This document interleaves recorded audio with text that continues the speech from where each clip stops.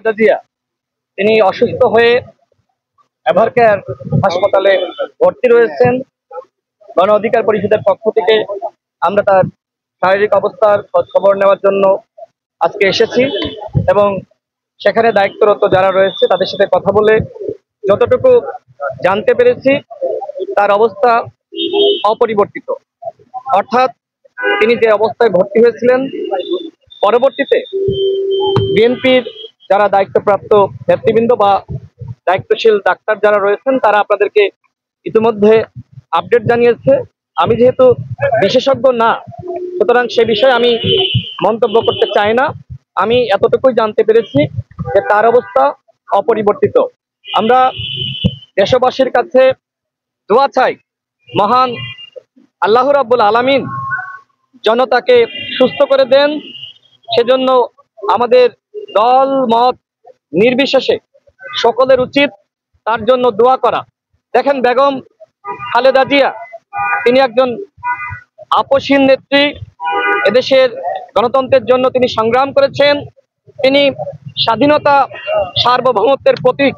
বিশেষ করে বাংলাদেশে ভারতীয় আধিপত্যবাদের বিরুদ্ধে তিনি আপসহীনভাবে লড়াই করেছেন, যে কারণে কিন্তু তাকে ফ্যাসিস্ট সরকার দীর্ঘ সময় কারারুদ্ধ করে রেখেছিল।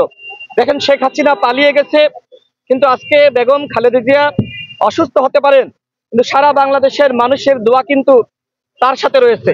শেখ হাসিনার জন্য দোয়া করা বা কথা বলার লোক কিন্তু বাংলাদেশে নাই।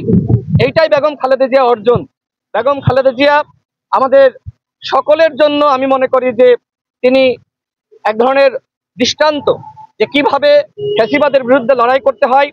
তিনি আপসহীনভাবে লড়াই করেছেন, কখনো দেশ ছেড়ে পালিয়ে যাননি এবং ফ্যাসিস্ট শেখ হাসিনার সাথে কখনোই আপোষ করেননি। সেই মানুষটি আজকে হাসপাতালের বিছানায়। আমাদের দলের পক্ষ থেকে বিভিন্ন জায়গায় দোয়ার আয়োজন করা হয়েছে। আজকেও যাত্রাবাড়িতে আমাদের দলের পক্ষ থেকে দোয়ার আয়োজন করা হয়েছে। আসলে আমাদের দোয়া করা ছাড়া আর কিছুই করার নাই। বাট আমার একটি জায়গা, আমি যেটি আগেও বলেছি, যে মহান আল্লাহ রাব্বুল আলামিন তাকে ততদিন দীর্ঘায়ু দান করুক যতদিন না পর্যন্ত শেখ হাসিনার ফাঁসি কার্যকর হয়। কারণ এই মানুষটি শেখ হাসিনার দ্বারা ব্যাপকভাবে নিপীড়িত, নির্যাতিত।